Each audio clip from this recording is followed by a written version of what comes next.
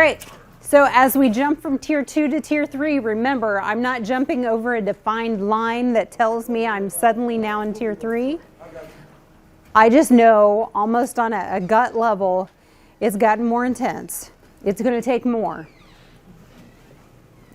At the tier 3 level, this is where we really shift to, I think it's time that we have a meeting on Johnny or Susie, right? Not just on the issue. We're digging more into the whole picture of what's going on, and we're figuring out how do we take what we were already doing and intensifying it even more. Now, you may be intensifying some at tier 2. You may be saying, I think we're going to do a little bit more of this and see what we get. I think we're going to change the frequency. But when we're changing it not consistently, that's not even the right word, but I don't know what word I'm trying to come up with. Substantially, that's a better word. If I'm changing it substantially, you're probably moving into what we could consider to be tier 3. So tier 3, it's still supplemental, it's still very targeted, but it's intensive instruction. Now, it says individual instruction. That does not necessarily mean individual, meaning one-to-one. You can't do that. In most cases, you do not have the capacity, the resources, the manpower, and there is research out there to say that individual instruction is sometimes not as good as 2 or 3 kids in a group. Because there is so much to be said for what happens during the group interaction, what happens during the conversation and learning from other kids. That peer learning is an important concept for us to make sure that we incorporate that. So let's talk about how to get intensive. How can you make something more intensive than it was at tier 2?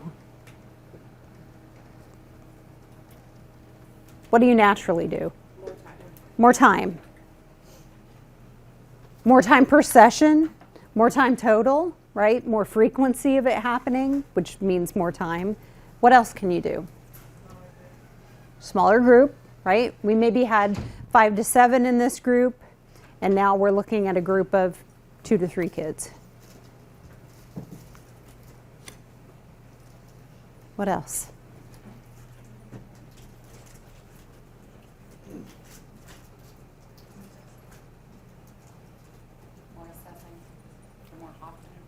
You're definitely, at this level, you are going to assess more often. And there is a way to take assessments that are more diagnostic in nature and tailor your intervention to make it more intensive.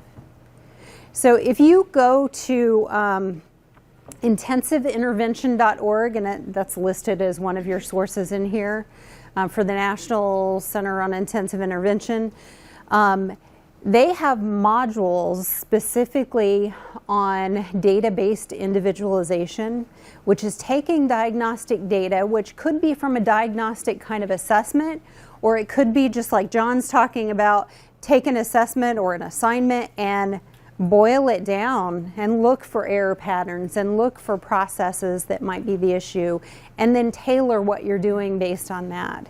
But they have modules to teach you how to do that. There is also, I can give you guys a link. I'll have to just send it out in the email afterwards. But we did one of our diagnostician webinars this past year was on data-based individualization, and it kind of walks you through the process of how to use that kind of data for bumping up to tier 3, or how to use that same kind of data for figuring out what we're going to do to support students who have disabilities, right? There's no manual for special ed that says, you know, if I'm in special ed for a learning disability, here, do this, this, and this. I mean, it doesn't work that way. We have to use data to figure out what we're going to do. So I'll make sure and send that out to you guys so that you can have access if you wanted to watch that. But the modules on intensiveintervention.org, I mean, that's where I got the information from to create the webinar. So it's a good resource. What about the person delivering the intervention. Is there a difference in some programs, not all, but in some programs or practices between whether you have a parent volunteer, a paraeducator, a classroom teacher, a reading specialist, the social worker, depending on the topic, depending on how much expertise it takes to adjust on the fly, that can make things more intensive. Not always. There are some things that are so scripted that it really doesn't necessarily matter who you have doing them, as long as they're doing them with fidelity, then you're probably going to get the same outcome. But there are other things that, again, I'm not a reading teacher, and so for me to work within a group, I may not pick up on some of the same things that a reading specialist would, and I may not make the same kinds of adjustments to the instruction.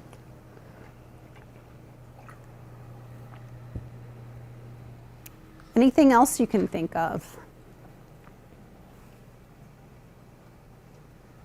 What about kids who are not responding to an intervention and you want to make it more intensive by making it more individualized because of behavior, because of attention, because of group dynamics?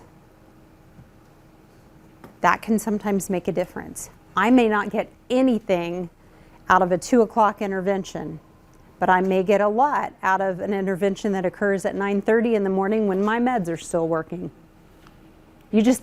That's, again, the picture of the whole child can make a big difference on the adjustments that we make to try and get things to work. That's what we want. The bottom line is, if we're putting all this effort in, we want them to work. We want to see the end result. Okay, so these are the exact same questions that we asked before, because again, Tier 3 is really an extension of Tier 2. Tier 3 is not special education. Special education, you'll see in just a minute, is everywhere. It's throughout the triangle. It's not at a particular tier. But we always need to be thinking about that rate. How are we moving? What pace are we moving at? And how can we get it to be faster if we need it to be faster? Or how can we maintain it? Sometimes it takes a little more to maintain the rate that you've already achieved. But in general, we're going to know that Tier 3 is effective if we're showing progress. That's it. We've got a very small number of kids who should be receiving Tier 3 support. And if we just see them moving. Some of our kids who are getting Tier 3 support, it's like they're the bowling ball in the rut, and it's like we just keep pushing and it's not going anywhere. I just want it out of the rut and moving. Even if it's moving slowly, sometimes that's what we're looking for. So, you said more assessment. Absolutely. And in general, again, this is a general rule of thumb, we're talking about weekly assessments. Now, we do know that there are some things that make more sense to even monitor on a daily basis. If I'm a biter, you probably don't want to wait until the end of the week and say, how many times have I bitten? Okay, we're keeping track of that daily, right? I may, at the end of the week, tally everything together, but I'm not going to just wait to record. But in general, most things are on a weekly basis to make comparisons, because again, it's critical. If we are at this point, it is critical, and we need lots of data points so that we can make good decisions based on true data trends as opposed to gut. We don't want to ever go on gut feeling of, yeah, I think they're making improvement. No, I really don't think they're making improvement. Show me the data. Show me what it's truly telling me. And then again, just repeats. It's got to be evidence-based, and it has to be implemented with fidelity.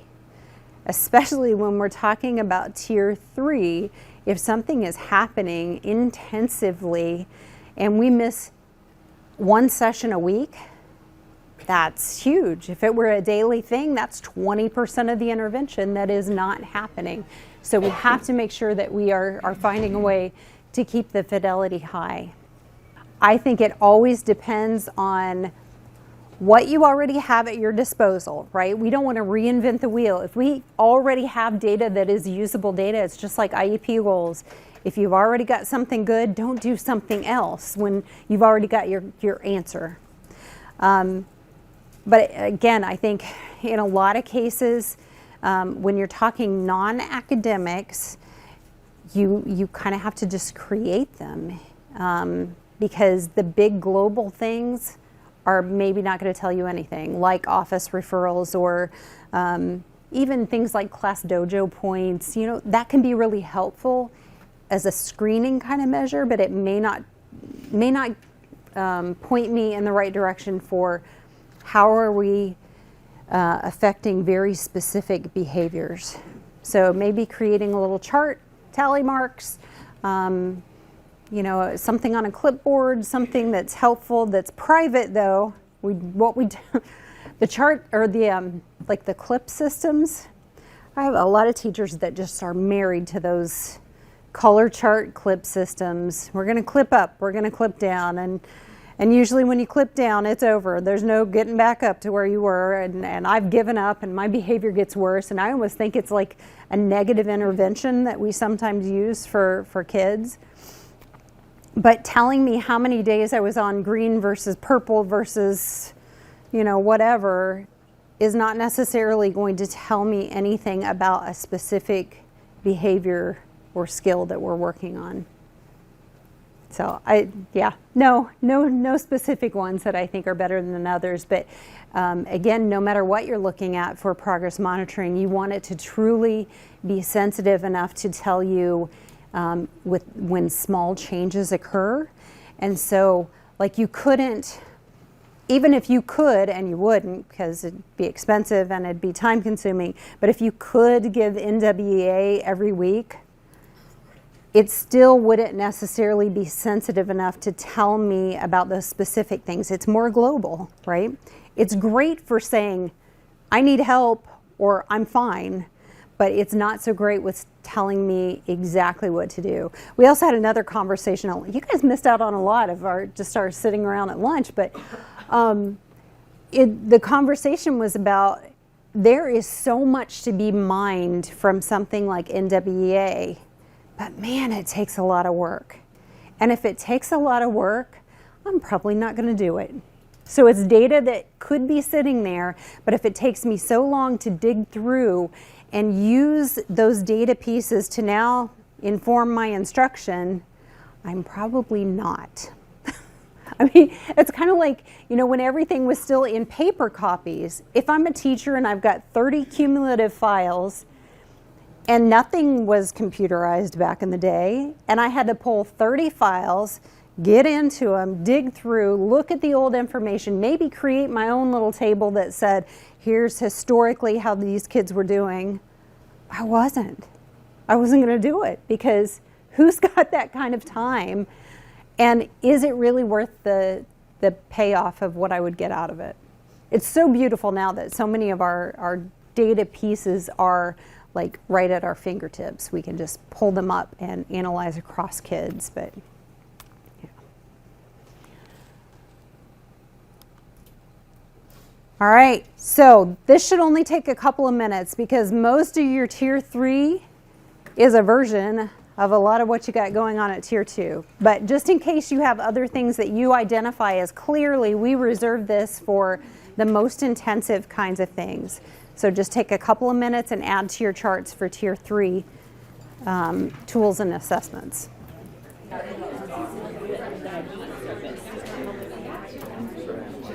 All right, let's take a couple of minutes and talk secondary.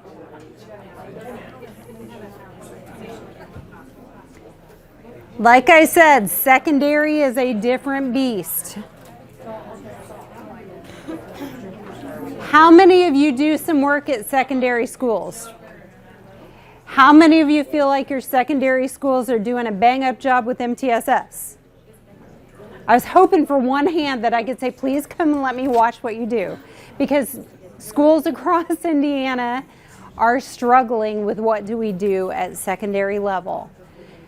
Not quite as much as middle school, right? Because middle school is kind of an extension from what we do at elementary. But certainly when you hit high school and some at middle school, what is the big issue that keeps us from doing this at high school?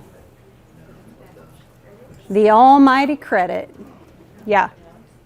Because we have to get so many credits to graduate. They have to be in different areas. And so for us to say, okay, we're going to have an intervention period, yeah, but we need the credit. And the kid was struggling with credits, which is why we need the intervention. So where's the balance there?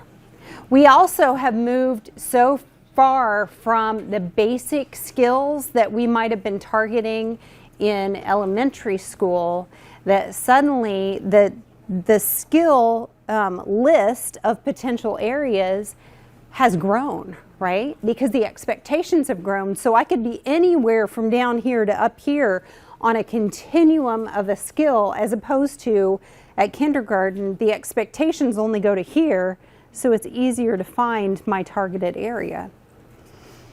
So the first thing we have to think about is data. We're no longer dibbling at high school, right? Most of the time we don't Ames Web goes up to what, 8th grade, and not even in all areas. Yes, we may have NWEA data that gives us some flags, but there's better data out there that helps us key into the kids who might need us most, which is what we're looking for with universal screening data. The early warning signs, and you can look that up. I think I may have it on the Padlet. If I don't, I will try to make sure I get it on the Padlet. But early warning signs is an easy way for kids at middle school or high school for you to take a look at who are your red flags.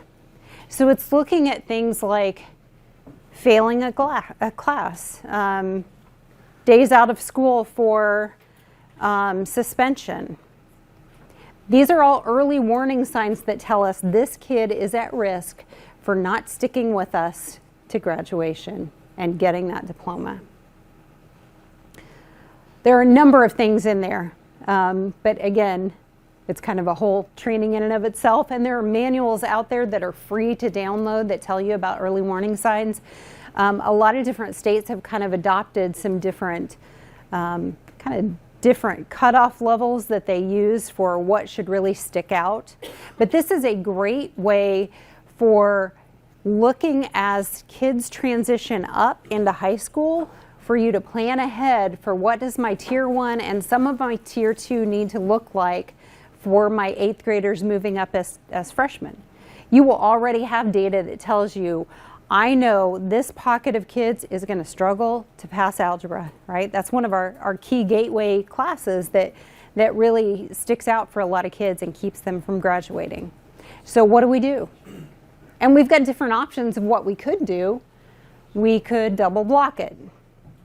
We could have a class, and instead of waiting and sticking those kids that we know are likely to fail it, sticking them into the algebra class and waiting until we get the confirmation that yes, they did fail, and now we're going to have to repeat that, because boy, is that a lot of wasted time and money. We could do some a lab to go along with it, because most of the time we wait to put those lab classes into place until failure has occurred, right? So we don't want to do that. We could have a more of a remedial kind of math that is an elective class that you take before you go into algebra, because if we get the success there and build up those skills. I know this is all focused on algebra, but you can take any example that you're looking at and think, I know that certain kids are going to struggle with certain things based on the previous data. And again, it's not going to be the same kinds of benchmarking data that we may get at an elementary school level, but it's still data nonetheless. We want kids to attend, we want them to be successful, and we want want them to graduate so that they can move on to that next step in whatever pathway that is appropriate for that student. So the data piece is definitely going to be different, and the progress monitoring piece is going to be different because, again, we are focused more on not as targeted skill sets, because we are looking at credits toward graduation. So for me to say, okay, you're a freshman and you're still struggling with reading, and I'm going to try to build up your reading fluency, we could do that because there are some kids that we could meet and determine that, if we can build up their fluency, it's going to carry over into other different areas. Or we could look at a student and say, that ship has sailed. And what we're going to work on is making sure that you get all the concepts in these classes that you are struggling with. Now, we've done a lot of work with Dr. George Batch, who works out of the state of Florida, but was a Hoosier at one time and worked many years here in the state. But he's kind of one of the gurus out there on MTSS. Partially because Florida is an MTSS state. That is the only way that they identify specific learning disabilities, and so the schools there have MTSS in place in their, to some degree at least, in their buildings. And so there's a lot of work being done on this. But one of the things that Dr. Batch really talks about is that for our students who are struggling with credits, we have some of our credit recovery programs kind of attack things from the stance of there are certain things that you need to learn to get through a class, and the ones you've got, we move on and we tackle the ones that we haven't got until you get through all the things needed for the class. That same concept really could be applied to a lot of our kids who fail something. If I fail English 9 first semester, and now I keep going and I'm taking English 9 second semester, but I failed the first semester, so next year I got to go back during English 10 and take first semester of English 9, it gets to be a crazy mess. But I bet you I didn't fail every piece of first semester, right? It's kind of an all or nothing thing when it comes to grading. But if we can shift our thinking to say, okay, there were these key pieces that you didn't get. If we move back to thinking about the standards and the performance that you had towards those standards, and we fill in the gaps either through intervention that's occurring during that class, so it's just in time kind of support, or the next semester finding a way to build in a class period where I'm filling in the gaps from that first semester class so that we get through it and we're not waiting until the next year. And it may only take 9 weeks, right? For some, there are things that I have failed in my life that if I could just go back and do these couple of pieces in a few weeks, I've got it. It's just that those pieces were so big in the grading that I struggled in the class. It's complicated, and it kind of goes against what we sometimes think as far as, well, we run it this way. We run it on a semester basis or a trimester basis, and, you got to do the whole thing over. It's like an intervention where part of my time is spent doing the stuff I already am fine with. It's a waste of time. So I just want to challenge your thinking. You cannot go back tomorrow and say, Dr. McKinney says, here's what you need to do, because that's not going to fly anywhere. But just challenge your thinking on the existing structures that we have that sometimes are limiting what we could truly do for kids. Homework, I ask that as a valid question. What is the purpose of homework? Because for many teachers, homework is extra practice on the stuff that you already should know how to do so that you get more and more fluent with it, right? For some teachers, homework is, I didn't have time to get to all of this, and so you finish it up at home, and good luck with what you're doing, because I know the kids who are going to struggle. But the effect size for homework, if you go back to John Hattie's work, where he really looks at how how important, how impactful are a lot of these different things that we tend to do. Homework has almost no impact, because most of the kids who do their homework and do well on their homework already knew this stuff. That's right. Or you get the kids who had the overprotective mother like I was that said, let me check your homework. We're going to correct every error because I want you to have this good grade on this homework to counteract what I know is going to happen on the test, right? And so you get kids who show up with a B or a C in a class that didn't have the skill set. They got good grades on the homework, but they really didn't understand it, right? So homework is it has different purposes, different outcomes in different classrooms. But to me, there is so much going on in this world right now. I would like to see homework just gone. We do what we can do within the confines of the school day. And if you need extra support, I mean, sometimes we have kids say, give me something else to do. Great. But otherwise, it should not affect, to me, whether or not you pass a course. For goodness sakes, I mean, you're right. You get a lot of kids that fail because they won't, not because they can't. Well, and half the kind of thing. And I think a lot of our parents who can't help with certain things, it's, again, you're right. It's not that they don't know how to do it. They could solve the problem, but not in the way that the teacher is asking for. And sometimes they kind of counter what it is that you've been teaching. Yeah, I think a lot of schools have moved to, we expect homework, but we're not grading it. They sometimes will grade whether or not you bring something, but not the individual items. But that's still an issue, you know? Again, even if I'm coming from a home with two parents, both physicians, they may not be home and I may be on my own. And unless I'm a really driven kid who just is self-disciplined and says, you know, I'm going to sit down and practice piano from this time to this time, then I'm going to do my homework, then I'm going to tidy up my room. How many of those kids do you get? You don't get very many. I was not that kid.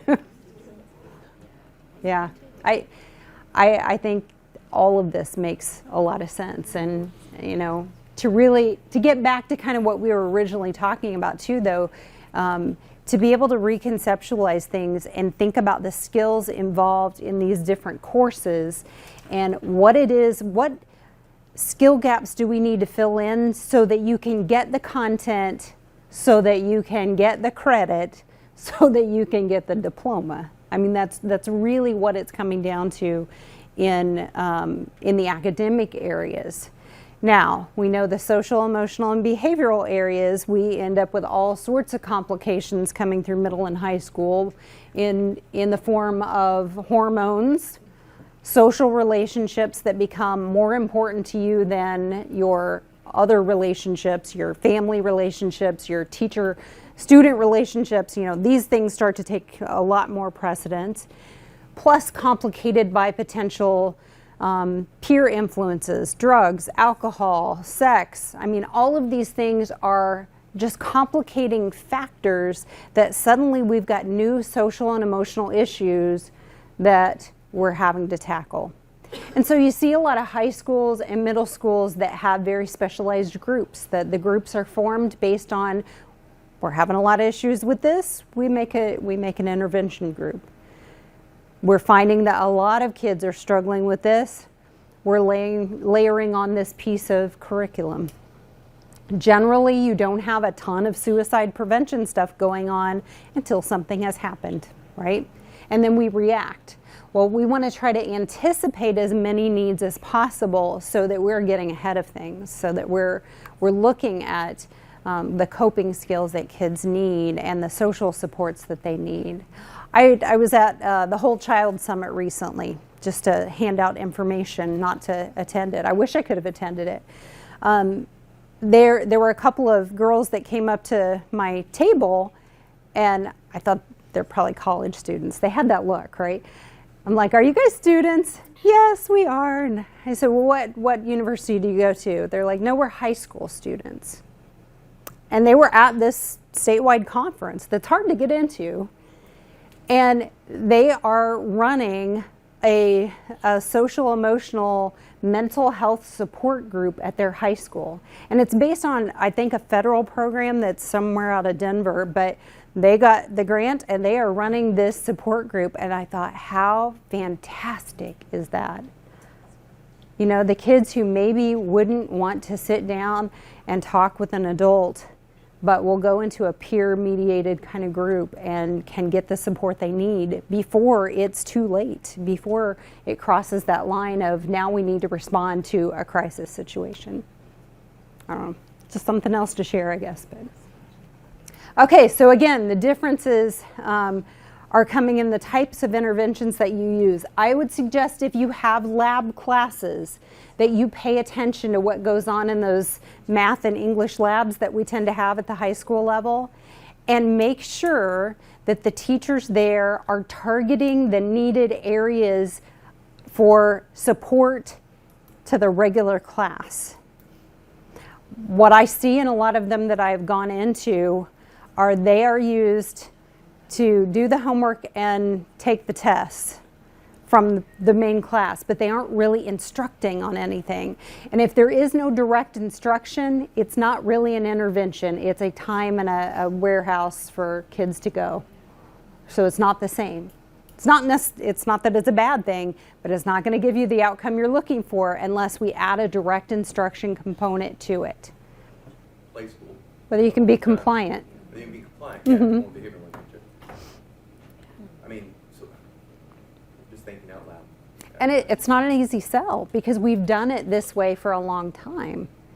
A lot of school, I mean, I could make good grades when I wanted to in school if I was willing to be compliant. And I was not always willing to be compliant, right? You know, I was the kind of student that can make 100% on an exam, but then I wouldn't do my homework for the week because I'll end up with a C+ or a B, and I'm okay with that. So do you think that was the intent behind the state level direction going to more pathways at the high school? So that it could be more skills focused as opposed to compliance? I honestly can't tell you for sure, but I would say that there were so many kids, there were so many typical kids who struggled to make it through the one pathway that we had, that if you didn't fit that mold, and that mold was intended for you to go to college, right? That was the pathway. And not everybody should go to college. And it has nothing to do with intelligence. It has to do with we need all types of professions and people, and you know, and so there have to be other ways. And I think that's what the pathways did. I mean, my daughter was in honors math classes, although she stunk at math. I mean, really, conceptually, she just didn't get it. But she was a kid who would do all her homework and do any extra credit, and she would end up making the grades. But she hit a point to where I don't care how many times she took it, she was not going to pass that math test. It was not going to happen for graduation. And so she had to go through the waiver process, or I think she was the first year that they could actually satisfy the pathway for it. I don't know. I left that to the guidance counselor to handle. And now in college, she's a junior in college and taking these high-level math. She's in a dosimetry class right now. I can't even tell you what that word means. I don't know. But it's intense math. And she's like, Mom, I have to understand the why. I have to understand the concept, or else it doesn't matter if I get the right calculation. It's not going to be meaningful. I'm like, I wish this had happened at the lower grade levels, because the conceptual piece of it is so important, so that when the method does change, you can flow with it, you know. Yeah, it doesn't work for everybody, and I think the pathways, we're catching more kids. We're making more kids successful and getting them to where they need to be.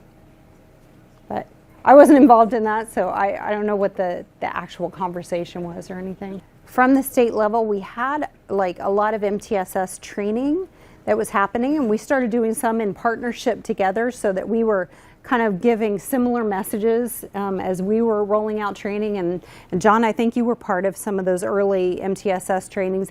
There was a different spin on them. Most of the state level stuff had a heavy social emotional component to it, and we haven't necessarily headed down one road or the other, because really the whole child perspective is so critical. But I think that's really not happening at this point. I don't know. I've not seen any new resources. There's not been a lot of things that have come out saying, here's how you have to do it. It's here's some best practice stuff, like, you know, the big push for the science of reading. I mean, the state is backing, saying this is good stuff. You all need to be thinking about it. You need to consider moving away from this and moving towards this. But there's no you have to. We're strongly suggesting it, right? Is that pretty accurate?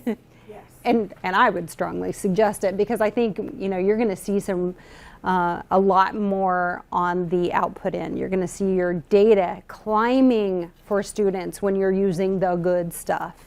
It's the difference between having strep throat and taking an aspirin and taking some amoxicillin. It makes a difference, right? At certain points.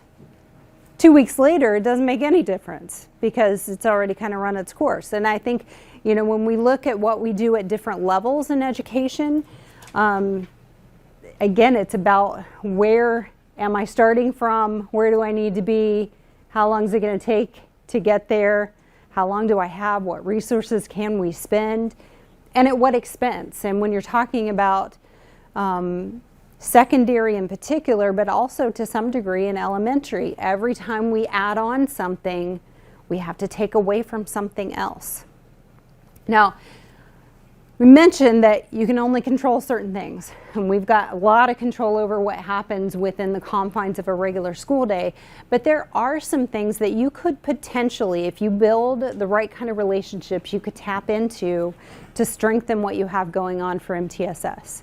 So for any of you that have an after-school program that's housed at your school, sometimes those folks would love to know, for this kid and this kid, instead of just helping them with their homework, if you could do this and give them an activity, if they're willing to do it, that's more time, right? That's more time practicing reading aloud. That's more time making sure that when Johnny's interacting with his group at snack time after school, that we are really focused on this one particular skill of saying please, or taking turns, or, you know, whatever it is that we're focused on.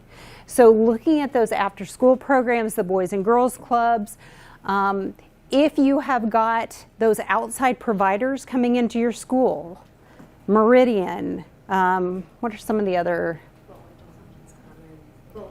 Boland Center, or Bowen Center, right, up in Fort Wayne. Adult and Child, right? Those groups come in, and sometimes they do their magic in the room down the hall, but they don't know what's going on in the classroom, and the classroom doesn't know what's going on in that little room. And the more that we can connect with what they're doing to what we need for the student to focus on, the better. It doesn't mean that they're putting everything in place that we suggest, and it doesn't mean that we need access to things that are confidential that shouldn't be shared. It just means we're all on the same team trying to get the kid from point A to point B, and if we can have some conversations, then we're going to have those services be more meaningful. So looking for those opportunities. Okay, so all the other stuff. So I'm just going to give you one slide that basically is an example of anything that you stick in the system, right? If we consider that the triangle is everyone all the time, that we are always operating at a tier 1, tier 2, tier 3 level, then everything else we do can fit at a tier 1, a tier 2, or a tier 3 level. So I'll give you some examples. So we have specially designed instruction, special ed, right? If you don't require specially designed instruction, you are not eligible for special education, because that's what special education is. If we think about what we know about a student with a disability and what we determine is their specially designed instruction, then what we know about them doesn't go away when they change room, provider, subject. So an example might be if I'm a student that has some comprehension or processing issues, and the team has determined that one thing I need as far as specially designed instruction is pre-taught vocabulary. Okay, we know something about the student. We know they need pre-taught vocabulary because they need some anchors. So as you give them new information, they've got some kind of filing system already set up to understand the vocabulary. Otherwise, they're going to struggle.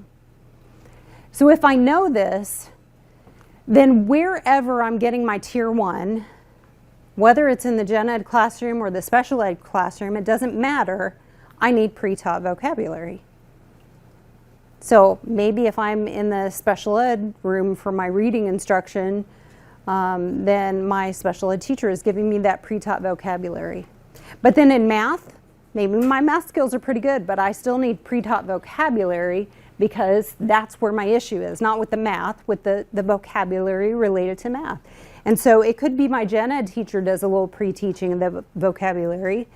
It could be that somebody else is giving it to me in advance, special ed teacher, speech pathologist, somebody else, but I still need it.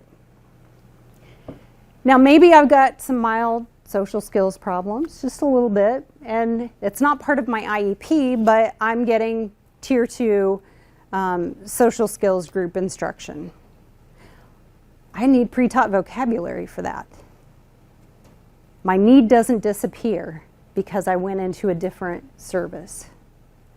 Same thing if you're talking about Tier 3 instruction. Even if it's one-on-one, I may sit down with a student and say, okay, here's some of the key vocabulary that we're going to use while we work on this.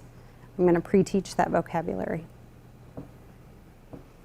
So no matter what we're talking about, and this is not an exhaustive list, but these are the things that people always wonder, where is it in the triangle? The answer is always, it could be anywhere in the triangle, depending on how you're applying it and what you're finding out. So again, another thing might be accommodations. With accommodations, we know, number one, that we need to accommodate students if their accommodations are on an IEP, if the accommodations are on an ILP, if they're on a 504 plan, or if we just know the student needs it, right? Then we should accommodate. But those accommodations have to be based on something. So if I'm a kid who gets extra time on my IEP or 504 or whatever, then there has to be a reason for it. And the reason can't be because I think it would make me score higher on the iLearn. Right? It has to be something connected back to me. So most of the common reasons for extra time would be I have slow processing, I have poor motor skills, and so it takes me twice as long as everybody else. It could be that I have a short attention span, and so it just takes longer, right? Those are not, again, there are other reasons why we might consider extended time, but there has to be a reason that we do it. And so that reason is part of my person, and that reason never disappears. So whether I'm in, a regular class, a special ed class, a small group, an intensive, two student kind of intensive intervention, I am still probably going to need extra time. And I think a lot of times we forget to tell our intervention providers that. So our special ed teachers are fantastic about printing out those IEP at a glance and making sure that every gen ed teacher involved with this kid knows what their responsibilities are when it comes to things like accommodations. But we don't usually remember to tell the interventionists or the school counselor who might be doing a very small group, or those kinds of folks we forget. So it's really important that we know that those things are throughout the school day, throughout the content area. Culturally responsive practices. Again, I mean, I know this doesn't really need an explanation, but we design what we do at Tier 1 based on what we know about our kids. And we have to sometimes make changes because our population changes. We have to know what works for particular groups, for our system as a whole. But it's the same thing when we're looking at interventions. Sometimes when we look at interventions and look at the research, some of the research will disaggregate that research to say, you know, it worked really well with this group, not so much with this group. Well, if you've got this group, you don't want to use that intervention. You want to choose something that is shown to really work with that particular group of students. So always thinking about that. And, you know, like even our LLI groups, right? Making sure that the little books that, you know, they've got the baggies with the books and all that kind of stuff. If that's what's going to be used, great. But, you know, just as an example, if we have students mostly of color, but our books are always about little white kids, then we need to rethink, are there other books that could be more reflective of the groups that we're working with? So always just putting that extra layer of thinking throughout the tiers to make sure that we're truly being culturally responsive. Any questions about this? So I know somebody brought up this morning, I think you brought up about specially designed instruction, or was it somebody else? Making sure that we cover things related to specially designed instruction. Where does that fit in? Karen, okay. And this is part of it, is making sure that whoever is designing this instruction is getting that message out to everyone that's involved with the student, and knowing that those people can change, because MTSS is very much a fluid framework where kids are getting plugged in and out of, you know, it's like one of those old-fashioned telephone switchboards where, okay, you don't need this anymore, we're going to plug you in here, and constantly using the data to shift what we do. We have to make sure that we're thinking about the kind of instruction that might need to be tweaked even within those groups or other instructional supports that come up. So it takes a lot of communication. And that's hard because, you know, if I was somebody who didn't have to teach all day and I could go into anyone's planning time and help coordinate this stuff, that'd be great. But that's not reality. That's not how we can do it. And especially if you're a special educator and you're helping to support for your students who are not only getting your services, and you're dealing with the classroom teachers, but then you're also thinking about specialist teachers, interventionists, and everyone else involved. That's a lot of communication. So finding ways to get that message out for students and make sure it follows them where it needs to go is really important.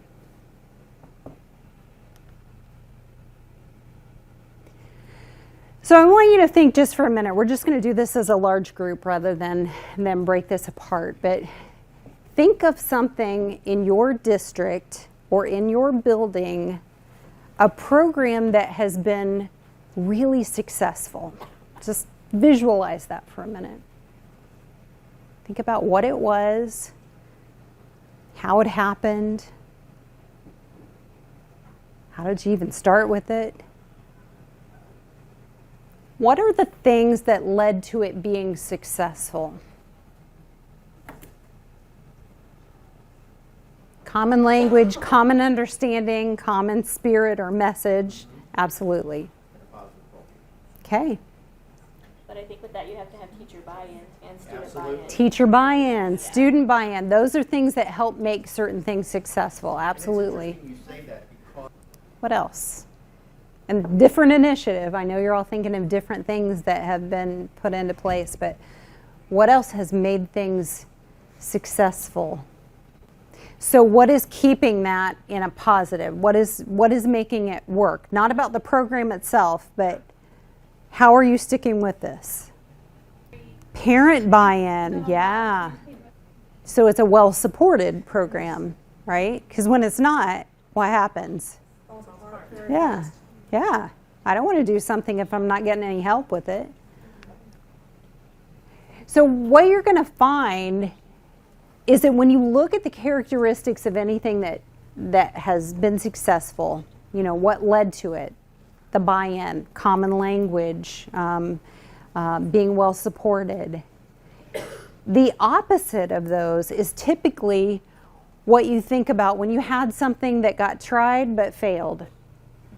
There was no buy-in. There was no support for it. Leadership was not on board, right? It's almost just the mirror image for successful and unsuccessful initiatives. And initiatives come and go, and we know that. Generally, every time you get a new person in leadership, you're going to see new things that come along. New superintendent, new principal, new MTSS coordinator. They bring with them something and they say, this worked in my district, right? Let's do it here. And sometimes it's beautiful and sometimes it's not right for our district. And so we may not get those other things that we need to make something successful. Okay, we're going to steer back to the general domains of MTSS. So we have hammered this one in, and I think everyone's got a good handle on this. And again, it's very similar to what we've always done in RTI, or the tiered structure of positive behavior intervention supports, but it's broader, right? It's more comprehensive of everything. But these other different domain areas are really important to make sure that we actually get all those things we need for this to be a successful framework. So we're going to start with leadership. So it's important that we have building leadership. It's great when we have district leadership, but it could be done at a building without being district-wide. It could still be successful. It's just that we run into that issue where it dies, right? Kids move up into middle school, it's not there because it's only at this building. Doesn't mean we shouldn't do it, it just means we need to expand it. You have chargers strips under your tables for anybody who, sorry, I should have pointed that out this morning. Your school-based leadership team needs to cross disciplinary areas. So, I think we got a lot of teams going on in schools, and we want to make sure that we don't burn anyone out, but that we also don't create more and more and more and more teams that are basically getting at the same kind of end result. So a lot of times your school improvement team could also potentially be a good leadership team for MTSS. This is not an implementation team. So this is not the team that is going to do all of these interventions. This is a team who's going to help facilitate the process and make sure that our building has what it needs in order to be able to use the framework appropriately. So again, we need to cross disciplines so that we've got grade levels represented, and that we have, we've got somebody who can speak to math, and somebody who can speak to reading, and somebody who is representing, you're thinking from maybe an allied arts kind of perspective. We need to just get some different voices in there. Your leadership team should be the expert team within your building. So if anyone has questions, they're coming back to this team, which means that your team has to be as trained as anybody else and beyond in the building. So we always start when we're doing trainings. I mean, you guys are coming from lots of different backgrounds, but when we come in to work directly with districts, we start with the leadership team rather than let's just train your whole staff. Because sometimes when you do that, you've got people going rogue and doing different things before we've really had a chance to build a common understanding for why we're doing this and exactly how is it going to look in our building. So ongoing professional development and coaching if they need it as well. We know from the research that a training like this is not really going to have a lot of impact unless you take it back and do something with it. And most of the time, people don't do a lot with what they learn unless they've got some way of getting some ongoing coaching. Somebody else to help them think through things, to help give them feedback on ideas or practices that they're using. The coaching support can make a huge difference in the effect size of any sort of training or any PD that comes along. We want to make sure that what we envision for MTSS and our plan for rolling this out is also very much aligned to what is in our school improvement plan. And again, I would challenge you that if you go back and look at your school improvement plan, it's not like something that you're pulling up every day saying, I need to be totally familiar with this, but they're there, they're accessible. And when you look at your plan and think about how could using the MTSS framework help us to achieve these goals that we've set? And you're going to be able to find links. I'm telling you, you are going to be able to find links. But sometimes by building up your MTSS plan, you get to those goals that you've set for school improvement even faster because they really are helping us streamline what we're doing.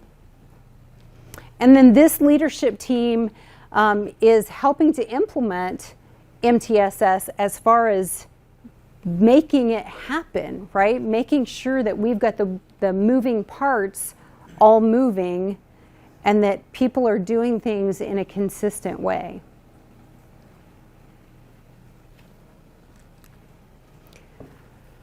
So again, if you're missing one of these pieces, there's going to be a problem. It doesn't mean it can't be done. You still could have some version of MTSS happening. But you know that if you were missing the leadership part and you didn't have a team on board, you're going to have inconsistency happening. You're going to be hard pressed to get to go attend a training like this when you say, can I go attend this? And your administrator says, now what is this MTSS stuff? Right? You probably wouldn't get to come. You wouldn't get the day to come and do this if you didn't have some sort of leadership that was saying, I think this is important. But you're going to have varying degrees of that in each of your buildings and districts that you're in. All right, capacity building and infrastructure is all very important to make sure that we have the skills and the resources that we need to do all this stuff, right? So part of what we do is first, we have to build that common language and understanding of what is this. When I say tier 2, are we all thinking about the same thing? Or are we thinking something different? So again, I've heard a lot of people, when I say tier 3, they say, oh, you mean special ed? Like, no, that's not what I mean. We have to have a common understanding. We need to be using the same terminology. And in my world, when it comes to special ed, we have got a ton of misused terminology. The term resource, what does that mean? Does that mean a thing like money or that kind of resource? Does that mean that room, that's the resource room? Does it mean a 51 placement on an IEP, which means the amount of time?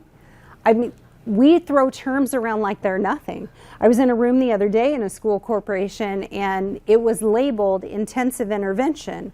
I'm expecting like a severe, profound, intellectually disabled group of students. This was behavior, right?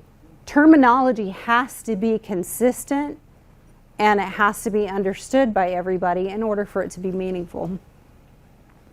That school-based leadership team is also not only getting training and coaching, but they've got to make sure that the people actually doing the grunt work out there are getting what they need as far as any training and coaching. And so again, a lot of times we start with our school-based teams, but then those school-based teams then need to train down because those people that they're training are on a constant rotation. You lose people every year, you gain people every year. And like as a resource center, we can't always just come back in and do more training, but if you build up that capacity internally, then you're constantly training new people as you need to. They also have to have a good understanding of things like how to use the assessments, how to interpret the data, My first year that I was in a school, and they gave me a page full of NWA RIT scores, and I said, what's a RIT score? I have no idea what this means. Is a 423 good? Is that bad? I had no understanding of it and had to learn what all these different things meant. I still don't know that I can fully explain some of it.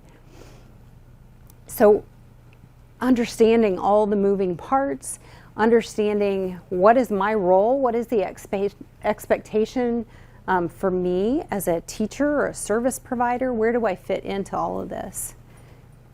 And then some of the coaching. Now, there is one person, though, typically on a leadership team that cannot be a coach. Who can't coach?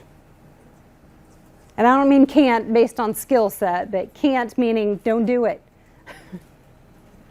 Your principal, right? Because coaching typically has people at a vulnerable state saying, I think I'm doing this wrong.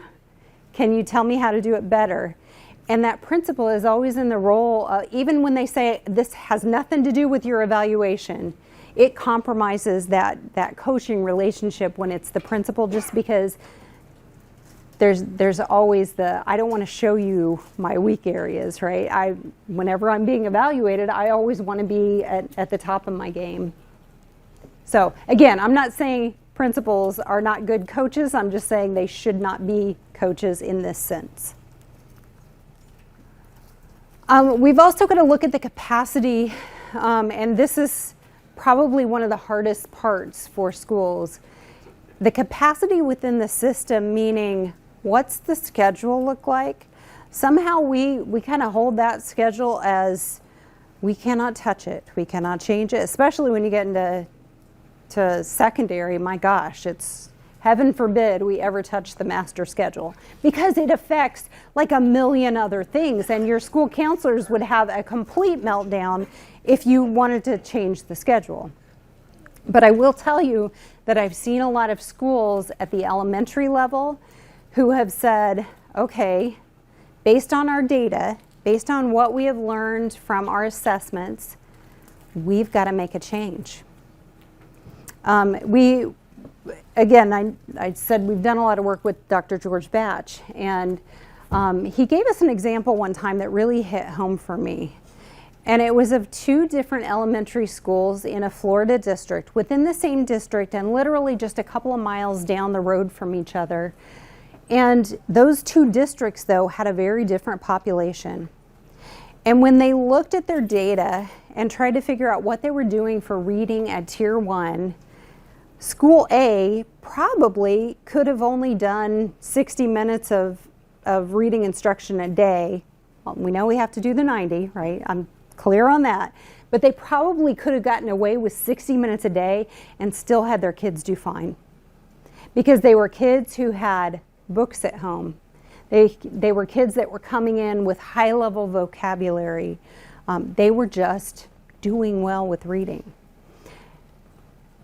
The building down the road, what they finally came to was that really, as a whole, for Tier 1, our students need 120 minutes of reading instruction daily in order to get where we need them to get. So you could either do the 90, have a ton of kids who needed intervention and try to squeeze all these different interventions into the day, or you could just buckle down and say, forget the schedule the way it was, 120 minutes of reading instruction a day, and we're going to take that 30 off from somewhere else, or little bits from lots of places, because that's what we need to do. That's what we needed to add in.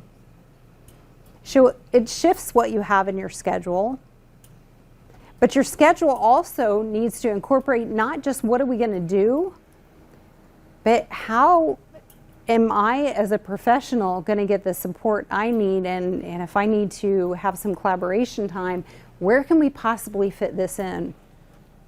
So again, I see a lot of stuff happening at team meetings, at PLCs, where we're building in some of this conversation deliberately as part of those kind of existing structures in order to make sure that we have some time for decision making, for reviewing data.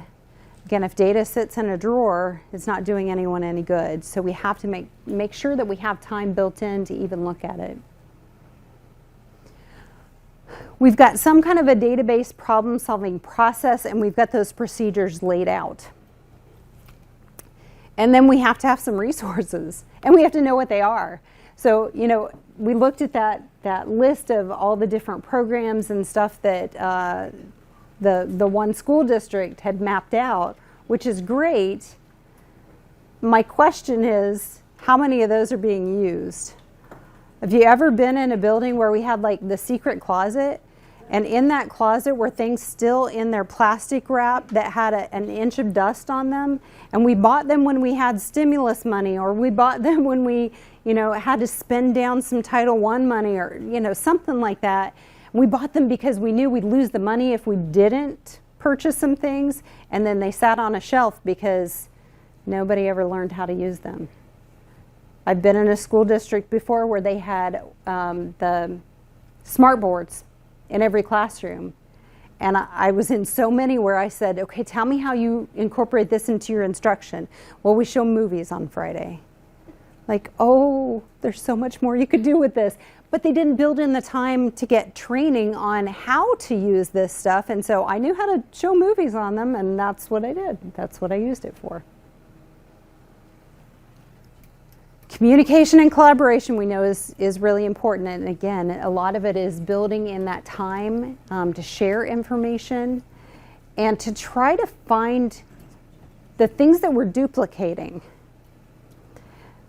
It's important for the interventionists, if they are not the classroom teacher, to know what's happening in the classroom so that they are building on those things as opposed to working on something totally different.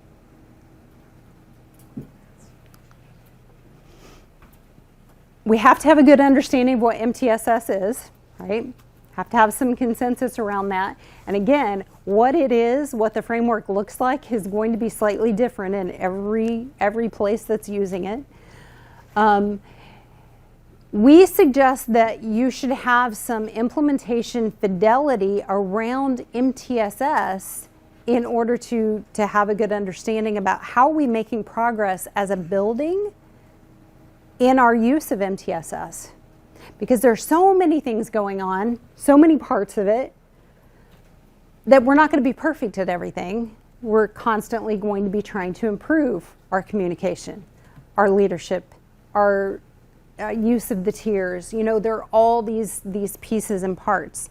There are more than one assessment out there, but one of the assessments that we use is called the Self-Assessment of MTSS, or the SAM. And the SAM is an instrument that a school-based team would use. You would not use it at a district level, and you would not have your whole staff do it. But it's a consensus building kind of tool where you sit down and say, okay, what do we think? How are we doing on this aspect? And we rate it. And you just have a baseline score to say, okay, where are we going to put our focus? And then next year when we do it again, we're hoping that area improves. I mean, that's all there is to it.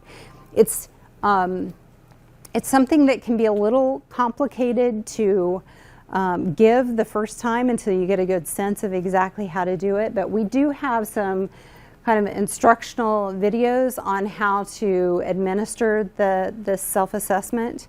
And we have an electronic version of it. So if your team decides they want to do that, just reach out and we'll make sure that you get the resources that you need on this.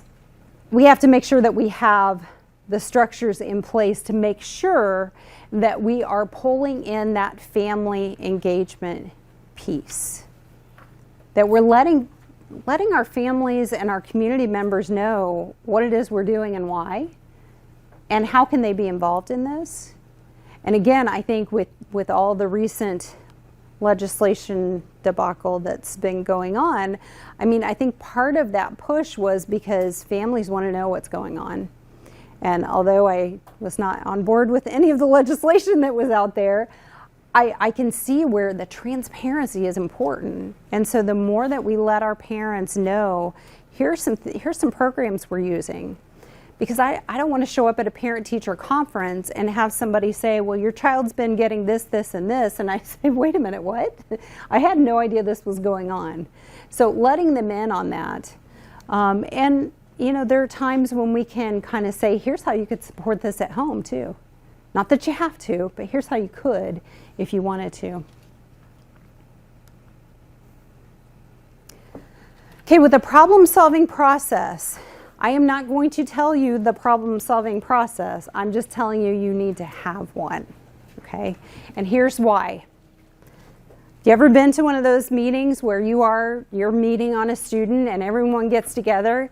And first we have the airing of grievances. It's like Festivus, right?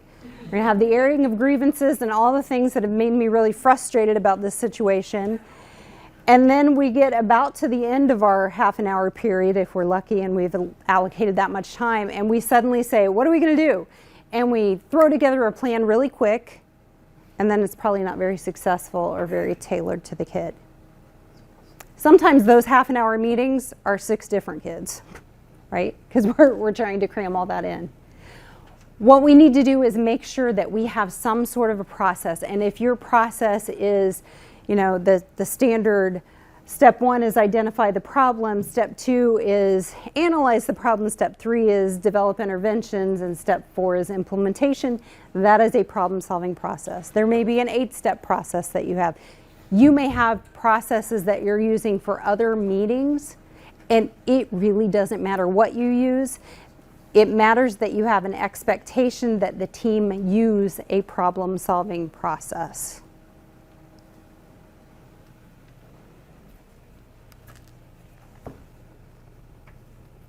Okay, so we're going to use data to derive all this, which is really important. It shouldn't be gut. I think this, I feel this. What does the data show? What is the data telling us? And we're going to use that data to figure out, okay, not just who's struggling, who's not, but how big is that gap?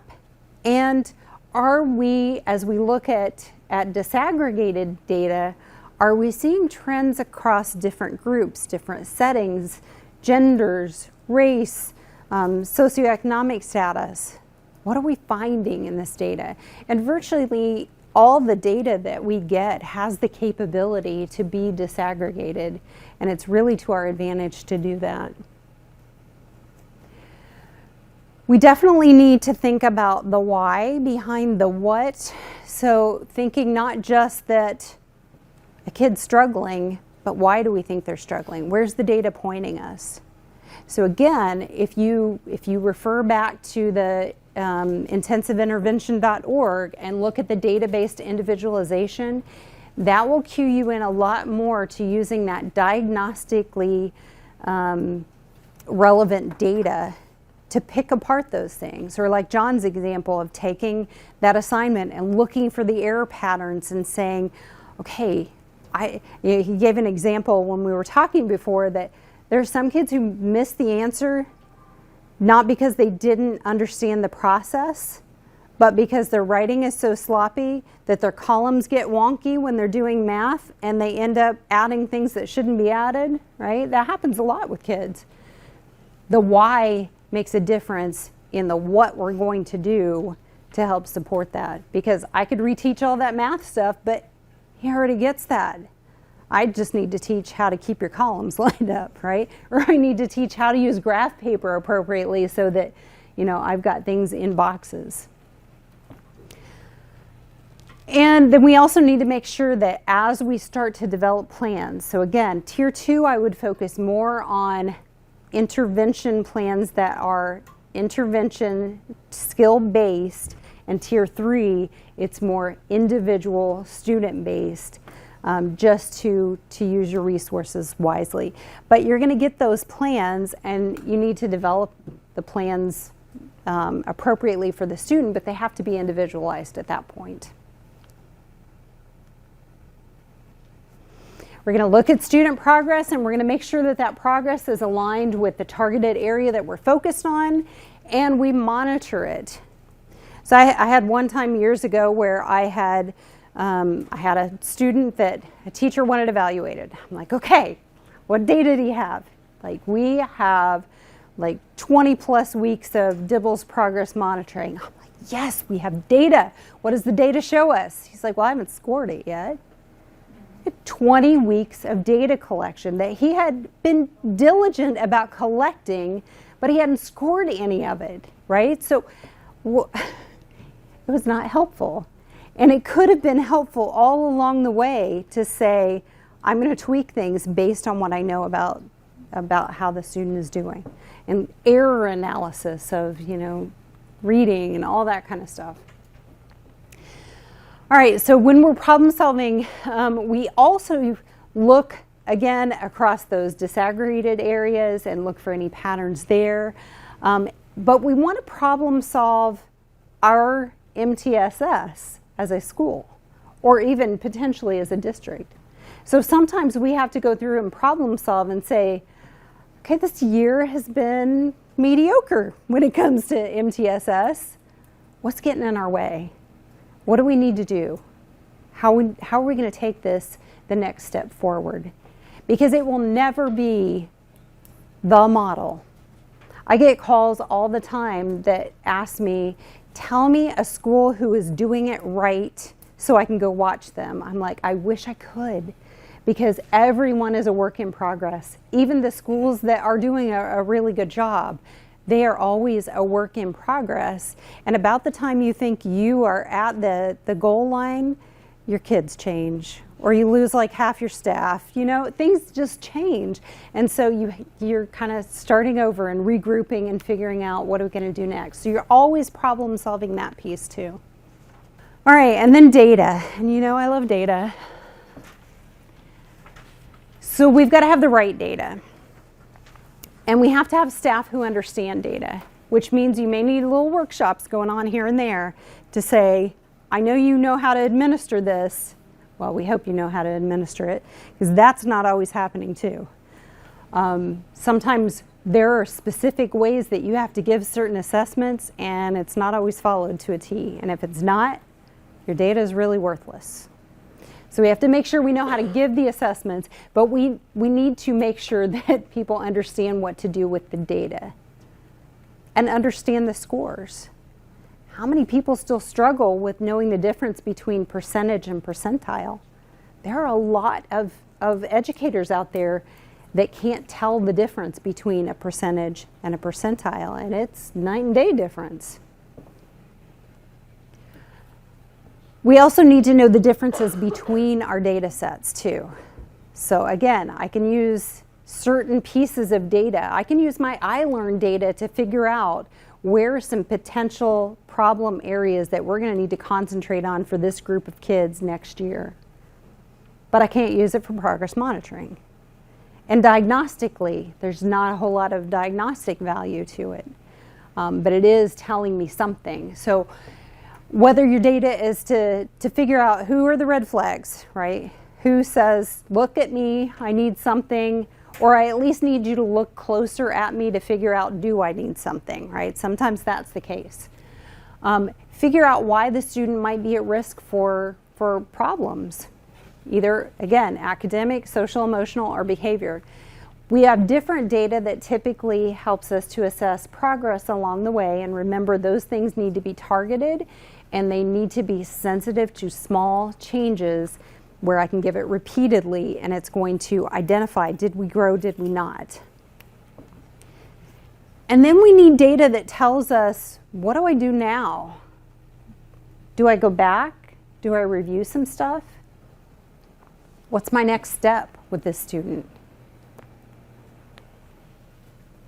And then finally, I've got to have something that's going to tell me, did I get there? Did I cross the finish line?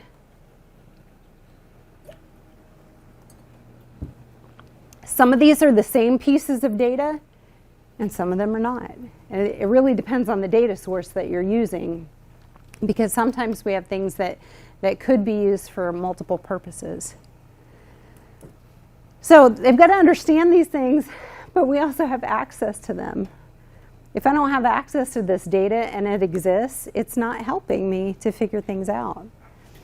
Can you give some examples of some of the sources we might use for some of those? Identifying students at risk, that generally is a lot of your screening and benchmarking kind of data.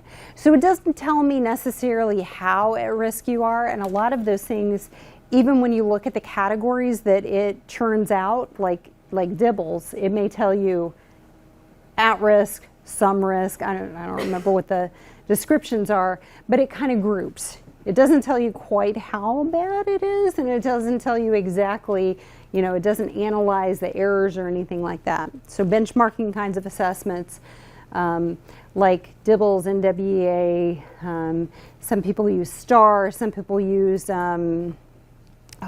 what is iReady? A lot of people are switching to iReady. I'm hearing that a lot. So again, you've got a lot of those kinds of things, and then when you're talking about those really global benchmarks for things like social, emotional, and behavior, you may sit down 3 times a year and say, let's look at our attendance. Let's look at our office referrals. If we have everyone using a Class Dojo system, let's look at that. But again, that's going to be used very differently from room to room, and so you can't necessarily compare one room to another. You can just look for red flags within a room. Nurse visits, a lot of those kinds of things stand out. Or kids that fail. Just getting an F in something is not necessarily academic, as you guys mentioned before. There could be a huge social, emotional, or behavioral component. But it doesn't matter what it is at this point. We just know it's a problem, right? That's what the screening is about, the identifying the problems. And now we dig more into the why, okay? So the why may come from some diagnostic assessment. It may come from, let's go through the grade book and see, are they missing a bunch of stuff? Are they doing well on tests and not on homework? Are they doing well on homework and not on tests? Digging deeper into, okay, well, let's look at their tests. Are they getting lots of things that are just fact recall kinds of things, but they can't do the inferential stuff? Where do we put our effort? It's all about how much data do I need to say, I'm comfortable now plugging this kid into an intervention because I think I've got, a little bit of the why, okay? We've talked about monitoring growth and progress. So again, you may use something like DIBELS or AIMSweb or something that you could repeat over and over and over again, and you're not going to get a practice effect because you've got so many different versions of the same type of task. And there are a lot of those kinds of things out there. Easy CBM is another one that a lot of people have used.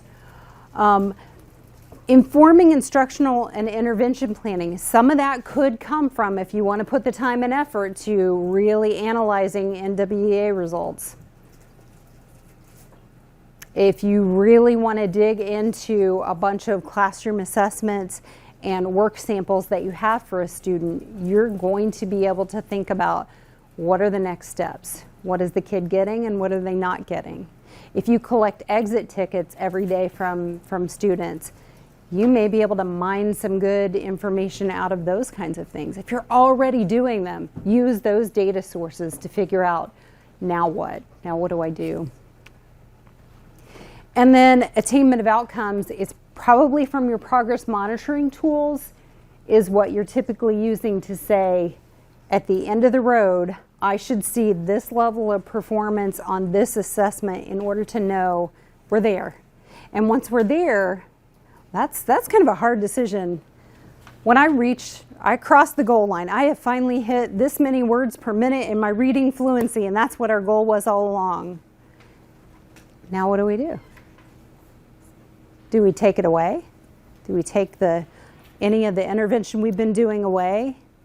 Do we back it down a little bit and see if I can maintain that level and keep making progress? Do we just keep going because this was obviously working, so heck, let's keep going? Right? We are stewards of the resources that we have in our building, and so we always have to make sure that we're not continuing to give something that's not needed, but we don't yank the blanket out from, the kid who that's what was keeping them afloat, right? So again, there's no right answer, there's no wrong answer, and it may be a trial and error in some cases to say, I think we ought to do this, and then we monitor progress a little bit more and say, okay, that was a bad decision. Let's go back and put this back in place. But I think in a lot of cases when you're talking about we finally got there, usually it's kind of like, when we move a kid to consultation for a little bit and say, let's see if we can maintain. And if we can maintain without as much support, then we'll look at maybe taking away this.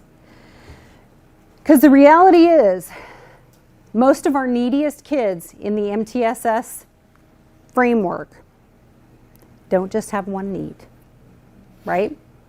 So when we conquer this one, because we can't do everything at once, so we're putting our effort right here, or maybe a little bit of effort in two areas. Once I get there with this one, I want to back that down a little bit and start tackling something else, because there is always something else. We have kids who may never not have Tier 3 services in a particular area, and that doesn't necessarily mean that they have a disability. If Tier 3 is working, Tier 3 is working. If Tier 3 is not doing it, then we may need to consider whether there is a disability there that we need to identify. Did that answer the question? I can't even remember who asked me. Okay, sorry. A few more things related to data. Okay, so we need to have some rules when it comes to data. And this is about equity. If we have some data rules that we've identified within our building that say, when you get a kid who scores at this level, here is the action you're expected to take as a teacher, then we know that it should happen. Whether it does or not is a different story, but in general, when we set up those rules, people tend to follow rules. When we don't have these rules, what we have are practices where if I'm in teacher A's class and I score a 62 on this assessment, and we consider that is, that's a struggle, but I have another kid in the next class who has the same score, teacher A puts an intervention in place. Teacher B refers to special ed. Teacher C, with the kid with the same score, says, has a lot of paperwork. Right? That happens. So if we have some expectations of here's how the process works, with some flex there, right? Because even a kid who scores at a certain level on a certain assessment, if every other piece of data that I have says that's probably not a real accurate piece of data, because I'm seeing that the kid understands these things and on a regular basis is able to do them, that doesn't mean we have to fly off the handle and say, oh, we've got to put this in place. It just means that we're following a similar process no matter who the student is, what they look like, what background they're from, or what my skill set as a teacher is. So I also may be a teacher that believes that I'm not accessing this other stuff out there because I feel like if I just do it, I can deal with this myself in the classroom. That's not always fair to the student. If they don't get access to something because I felt like I just didn't want everybody else being part of it, I just wanted to handle it myself. So having some decision rules, having some policies and procedures in place for what the expectations are is important. Making sure we have good tools that are actually measuring what we think that they are supposed to be measuring, and that we're using them appropriately. And I joked about this before, but I had a situation one year where we trained a whole group of teachers how to appropriately administer DIBELS. And this was one of the early years of DIBELS, or at least it was early years for me in DIBELS. And there's some timing that has to be practiced, and there's some standardized instructions that you have to read. And we trained these teachers, and they practiced with us. It was like a whole process, and they were really good at what they did. And then they went back to their building, and they did the assessments for the fall. And when it came time to winter, they said, yeah, that was really rough. And we had a lot of time out of the classroom. So they trained all their paras to do it, but they didn't train them in the same way that we trained them. So I happened to be in this building one day just walking around, and there are bodies everywhere in the hallway, little desks everywhere, and the paras are administering dibbles, and they're doing it wrong. They're not timing correctly. They're not starting when they should be starting. They're not saying it word for word. And I'm like, oh, what do I do? What do I do? Because you've got a whole batch of winter data that is probably close, but it's not pure by any means. We have to know how to use them appropriately, or else we're just spinning our wheels. We also have to make sure that we are using data then to look at, is this worth it? Or is MTSS helping? We have to have some feedback. And we have to make sure that the resources that are out there are allocated based on where the needs are, right? That it's not just the squeaky wheel that's getting access to these things, it's where the data is pointing us. So some things to ask. And you guys kind of had some of this conversation as you were filling out your big sheets. Are we getting the data that we need? Are we getting the questions answered that we have in all of these different areas and at all of the different levels? If not, it's a good place to start filling in those things. What do I still need data on? So again, intensiveintervention.org. It's a fantastic website, but not only can you find information on different interventions, you can also find different kinds of assessments, and it will allow you to apply lots of different filters to try and find what you need. I'm looking for an assessment related to this at this level, and you can kind of cue into what are those things, and it tells you a little bit more about, are they free? Is there a cost? What's the research behind them? All of that kind of stuff. So making sure we have it and filling in those missing areas, and then making sure that as you move up the tier, that your assessments are becoming more targeted and more frequent. Making sure teachers have access to the data and they have a good understanding of what that data means so that they can do something with it. And then making sure that we have those clear decision rules that people not only understand, but they are actually using, right? They're applying these decision rules to say, when I know this about a kid, I have to take this next step. All right, so the now what's? What do you do with all this, right? You've been here. It's 2:24. You've been here all day, right? And you don't have much longer to be here. But now it's like, what do you do with all this stuff, right? It's good knowledge, but then if it doesn't ever turn into something in your district, it was kind of useless knowledge. So we've got to figure out, what do we do next, basically. And I don't know where you feel as far as, I think a lot of people, it's not that they're lost, but overwhelmed might be a good one to add to this, because I think that's what a lot of this is for people, is there's so much involved. MTSS is complex and simple at the same time. It really is just about giving everybody what they need when they need it, and not more than that. I mean, when you boil it down. But there are so many moving parts. So I want you to think about your school in particular.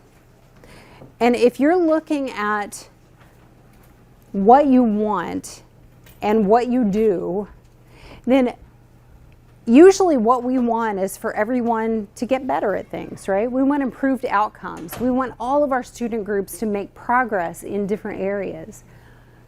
And we try to make this happen by putting evidence-based practices in place, or evidence-informed innovations, whatever acronym you want to throw up there. We put the stuff in to try to make this happen.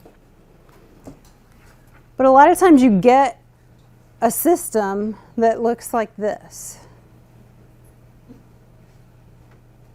Got any schools that look like that? There's so much going on. Which is why when I go into schools and say, tell me what you have going on at Tier 2, your team may know, but asking an individual teacher, they're like, well, I can tell you what's going on in my classroom. right? Or I can tell you what's going on in second grade, but sometimes there's not like this full understanding of all this stuff. So if you take just one of these dots and try to follow it to see where it goes, I mean, you get a little dizzy kind of watching this. But what happened to the one you were watching? Does that ever happen with the stuff that we do at school? We used to do that. I don't know when we stopped. What else do you see? Right. We may not get the outcome we're looking for. It may not get all the way there. What about this little guy? He dropped the ball, right? He's trying. Everybody's working really hard. And just like, wait a minute. It didn't get all the way to where it needed to go. This guy's one of my favorites up here. I think we get so many people who their program or their initiative like becomes them, and sometimes they lose their head because it's like it's all consuming, right? Got a lot of stuff happening here. And I can almost guarantee you that there are some really good things happening in here, and there are some other things that are happening that are just cluttering up our system that aren't really giving us improvements, aren't really giving us the outcome. They may have at one point in time, but if we don't have data that says that this is good, then we may be wasting time, wasting resource, wasting our energy. My gosh. We are exhausted as a profession, and we need a way to recharge. And I think sometimes decluttering the system is a good way to start.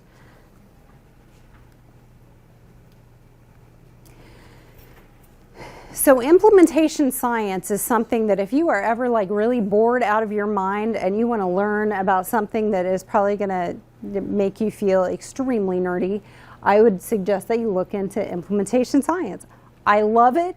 But it is like,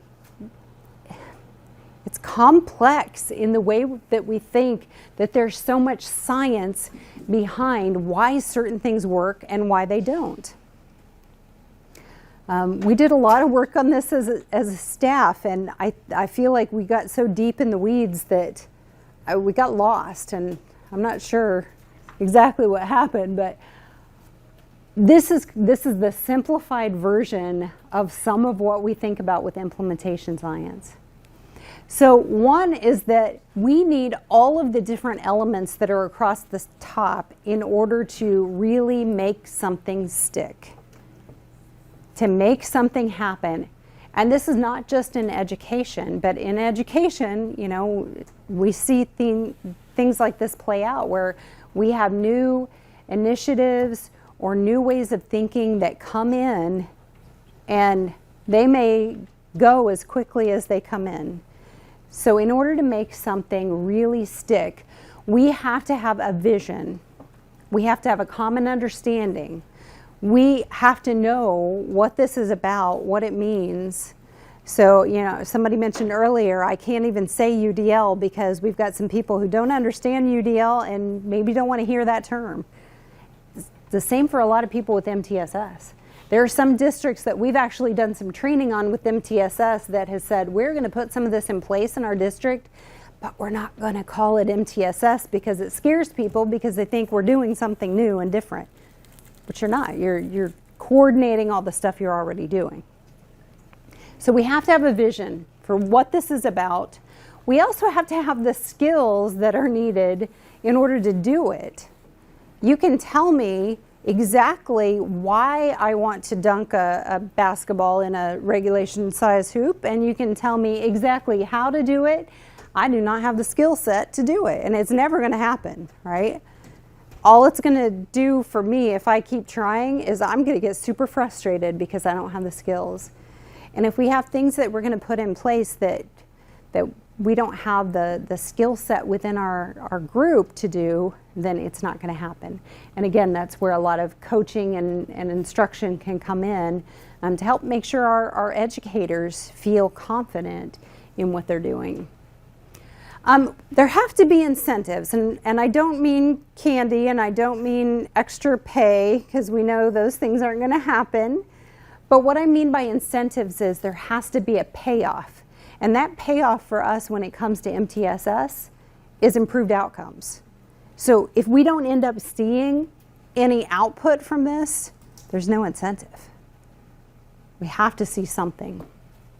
We need the resources to be able to put something in place. You know, if you tell me you're going to do this, but then tell me, and by the way, you have to buy your own copy paper all year, but you need a lot of handouts with this program, probably not going to work so well. And then there has to be some sort of plan of action. If we don't have it mapped out somehow where everybody knows, then somebody's going to drop that ball, right? There's going to be parts that don't happen.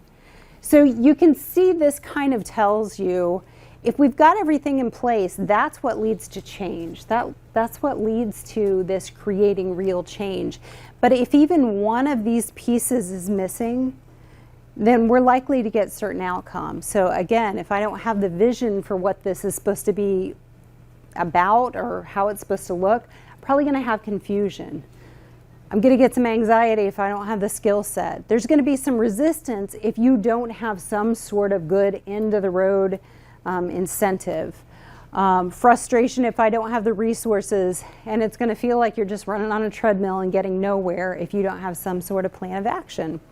Now that's with one piece missing. There are a lot of places where we have more than one piece that's just barely there or is missing, and that creates even more problems. So shoring up these things, making sure as any of this is rolled out into your district that we're paying attention to these different areas before. So I'll give you an example. I had a district that I came and did some training with their leadership, with the administrators at the different buildings. And we did, the same basic kind of training.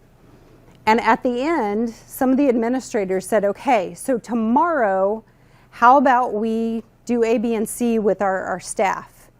And the upper level administration said, hang on, we need to get all of this mapped out before rolling anything out. We need to make sure that we have a unified vision across the district for what this looks like. We need to put some of those procedures in writing. We need to make sure that we've got a message for how to be flexible in building the schedule, for how we increase communication, all of the different things.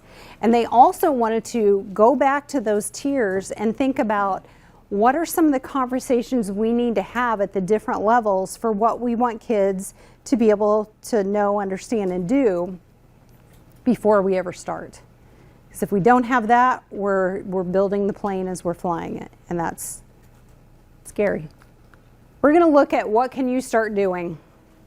Little baby steps, right? So in the area of leadership, figuring out that common language. Whether it's the language that we've been talking today or whether your language is slightly different, but what do the terms mean? What kind of language are we going to be using within our district? Think about maybe doing some some book studies or having people research different websites, looking at what's out there before we jump wholeheartedly into, we're going to just start doing everything. Researching it first, looking at what we want to capitalize on. Really having a good, deep data dive. Digging into your own data. Where are we right now? How's our Tier 1 working? That should always be the first question to me. Let's look at our data and see if we need to start crafting or building up our Tier 1 because we've got an upside down triangle. We've got more kids needing intervention than kids benefiting from that Tier 1 instruction. And unfortunately, I would say that right now, like I mentioned earlier, with the regression that we've seen in a lot of kids, the learning loss created by COVID and by a lot of virtual instruction, no matter how good that virtual instruction was, we still had some kids who struggled. And so we do see more kids that we think, oh my gosh, how are we ever going to get caught up? And that's where that class-wide intervention really could be helpful. So again, keep on the watch for that. I will make sure that that's advertised as a training once I get my head wrapped around class-wide intervention. Look for any ways you can increase that collaboration time. So look for putting some structures in place in your existing meetings to say, how can we start having more of these conversations regarding our data? I do think that some schools, their PLC time is minute by minute scripted out to make sure we never get off track, we never just talk, there's a procedure, and there's nowhere to build anything else into it. Others, it's kind of a free-for-all where you've got a block of time and let's see what happens, or just discuss this topic and everything in between. But thinking about how can I add some of this kind of content and data examination and sharing across professionals to say, wow, I got a lot of kids struggling with this, but you don't in your room. How did you teach that? Tell me the technique that you used, because it might work for me with my kids. There's so much shared learning that can happen. In focusing on the whole child, one of the things that we need to do is really know more about our kids, know more about their strengths and interests rather than just the data that's telling us what their weak areas are. So the more that we can tap into that, the more that we can customize those interventions to capitalize on their strengths and to maybe connect them with a person who matches up better. We've heard a lot of people talk about some of the things that they've done in their districts where they try to look for those connections between adults and children. Who's got a connection with who? And they map that out as a district to say, well, I have a connection with this person and I see this person at church and, I'm at the bus when this kid gets off and I always say hi to them. And then they look for the kids who don't have connections and they build them. And I think that's incredibly important. And that, again, helps us really think about that whole child. We have to get to know our kids in order to really meet the needs of the whole child. And then inventorying your current resources that you have. So you've done that to some extent on a personal level. But again, whatever your teams are you the team? Or do we need to tap into more people? Sometimes even looking at your whole staff and doing an inventory there, not in this same way, not to say, what are we have going on at the different levels, but you've got a whole building full of people that are doing what they're doing, but they may have background that they're not using. You may have no Orton Gillingham happening at your building, but you have 2 people who went through the training 5 years ago and they just aren't using it where they are, right? You may find out that you have a teacher that speaks French fluently. You may be able to use that someday, but it probably doesn't come up in your everyday conversation. Or, just different interests and skills that your staff have, things that they know how to do or they feel like they could contribute to other people and maybe even provide some coaching in different things. But until you inventory that, you may not know that it exists.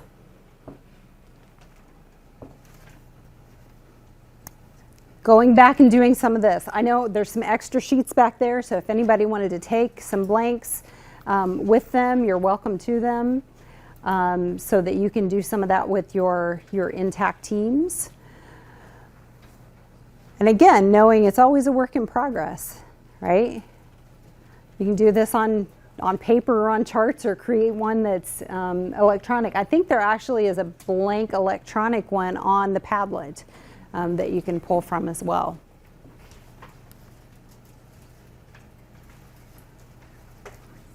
So we're not going to do this really as a think, pair, share, but I just want to, okay, so a lot of you are coming from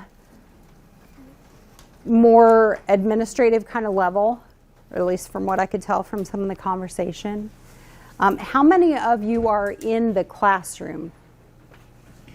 So it's a minority in here, definitely. So you guys hold tight for a second. The rest of you, if you are not in the classroom, where is your role? Where do you fit into all of this? Because remember, it's everybody all the time. MTSS it involves any breathing body that you can get your hands on that's in your school. What are you going to do with this?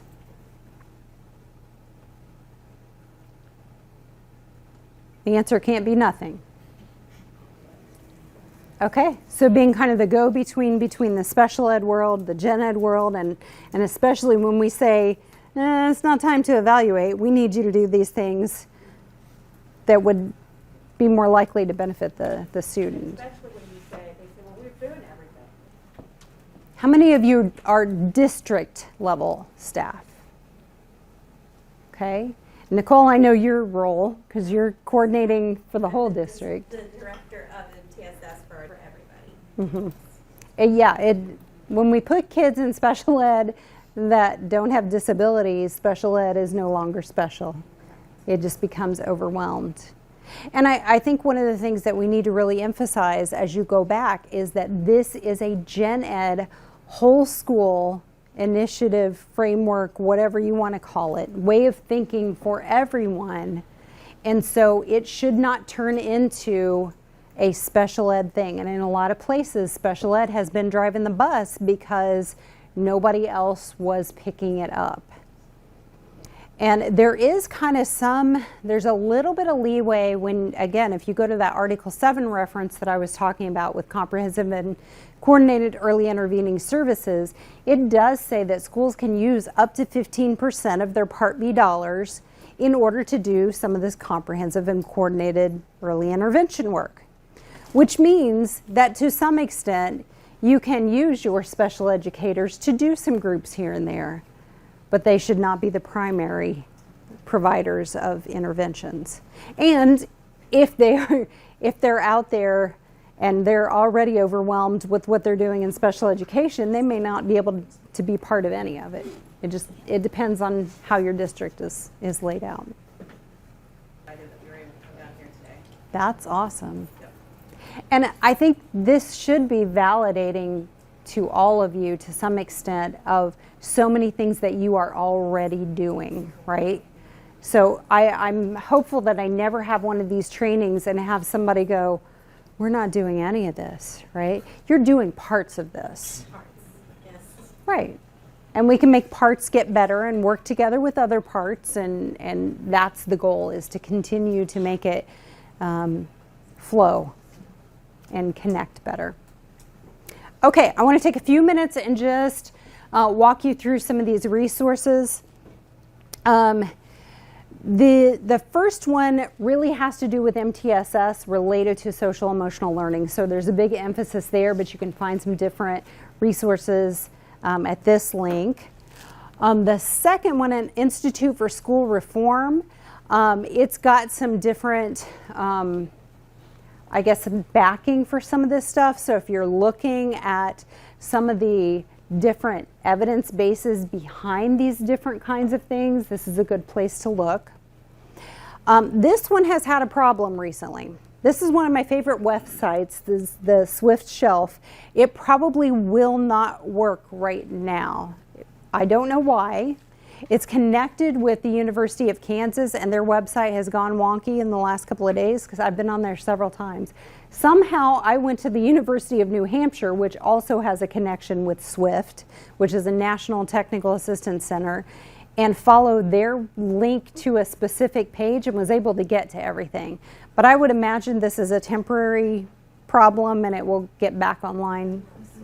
Yeah, you could spend days and days and never get through all of the videos, the blogs, the briefs, the forms, everything that they provide on Swift. So it's definitely a good resource. CAST and CAST UDL Exchange are two places to look for information on Universal Design for Learning, which again, I will tell you, we've got some training on that. You will also find some training through Patents. They do some really good work related to Universal Design for Learning, and it fits very well with some of the things that they do related to assistive technology. This is the one I keep referring to, intensiveintervention.org. Fantastic website. Again, familiarize yourself with working through the different filters to get to the information you're looking for.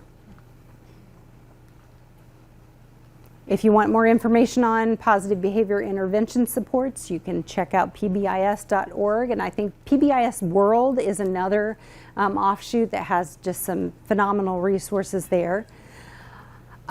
Florida Center for Reading Research. If you're an elementary school person, you already know about this website.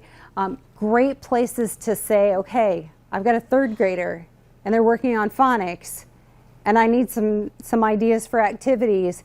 You can print them, learn how to do them for free, and just do them, right? The activities are right there for you to print up.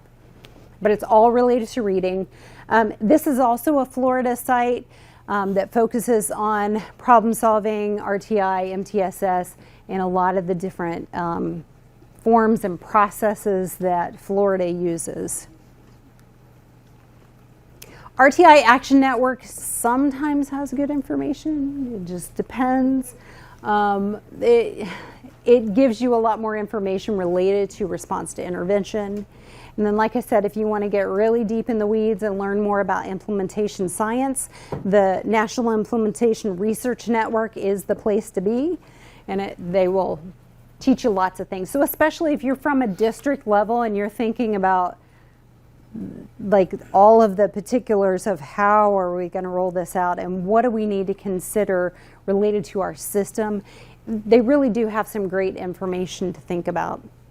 And this is another one of my favorites. University of Missouri has the Evidence-Based Intervention Network. It structures interventions very differently.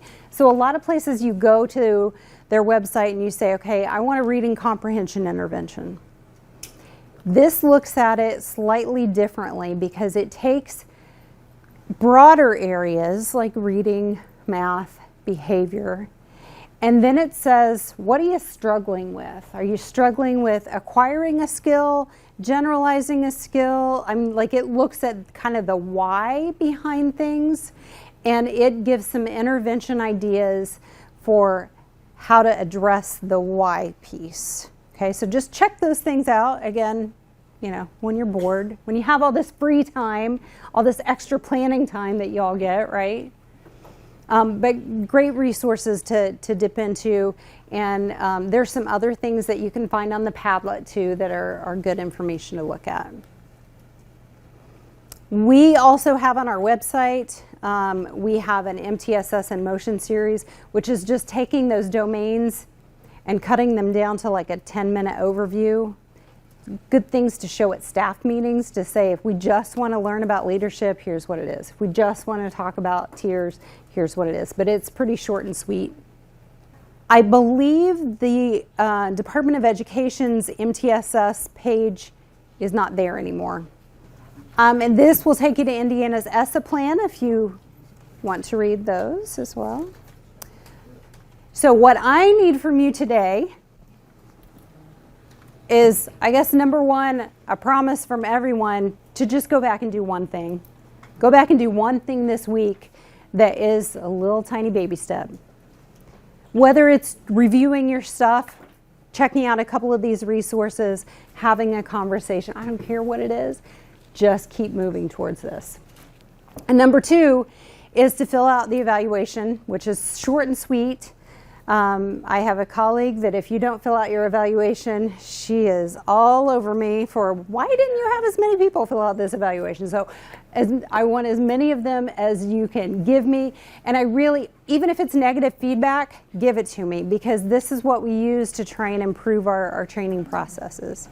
So if you can't get the QR code to scan, it's indianaiprc.org/training. mtss.org/eval, and then you just choose from the drop-down menu the MTSS training for today. Any of our other trainings that we offer are available on the other link as well. I don't think we have very many left in our catalog for this year, but we always have the opportunity for districts to call us and say, we got a need. Can you do this for us? Can you come to our school, or can you do a virtual training or something like that? And if we can fill the need and we have the person to do it, then we're going to do that.